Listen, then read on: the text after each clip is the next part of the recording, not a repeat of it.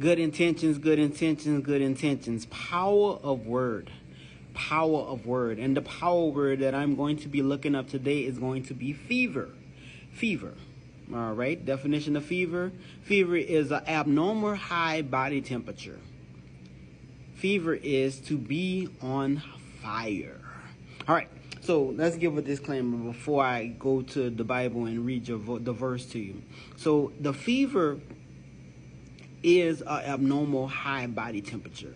But to understand it into its full capacity, you have to realize that a fever is not to hurt you. A fever is not to harm you. A fever is actually to cure you. To cure means to heal, to cure, to restore, to help. We are not humans having a spiritual experience, a spiritual experience. We are spirits having a human experience, right? We are more than conquerors, right? All right. With that being said, a fever comes to the body to cure it. It actually comes to kill things, diseases, and things that harm the body. So if you're a child, or you have a child, or you have a fever, then let it run its course.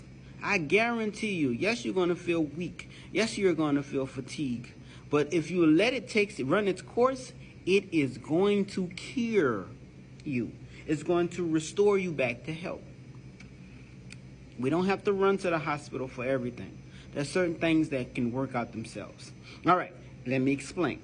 We're going to go to the Bible, and it's going to explain it to you and make it really perfectly clear to you. Matthew 17, chapter, verse 15. Moreover, my son, for my son is lunatic. Lunatic back in those days doesn't mean crazy. It just means that they didn't understand what it was, so it doesn't mean the same. It don't mean crazy like most people think it do. But my son is lunatic and sore vexed, for oftentimes he falleth into the fire and into the water. Right? And I brought him to, this is verse 16, and I brought him to your disciples, the students, and they could not cure him.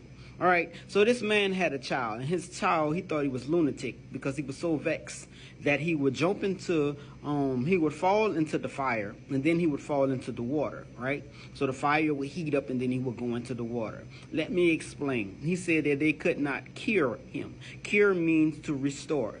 When you have metal, right, you take the metal, and when you're building a sword, right, and this is for smithsmen who build things with metal, right?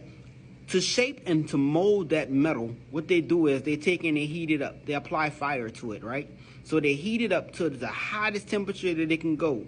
And then once it's heated, they can beat it and mold it to what they want to mold it to. And then what they do is they take the water, they put it in the water, and the water cures it. It sets it, it makes it hard, and it makes it whole. So to be cured, to have a fever, is actually a good thing. And this is actually the process of the fever. When he's talking about in Matthew chapter 16, verse 15 and verse 16, he's talking about his child, right? He's having a fever. And this fever is making him seem like he's going through a process that he's not himself, because he has to be purified. He has to be cleansed. And the way he's cleansed is the fever is actually doing the job itself. No, you don't need a doctor. You don't need a physician. And Jesus didn't do anything major. Only thing he did was let it take its course. Let the fever run its course. Stay up, because we can't continue to fall.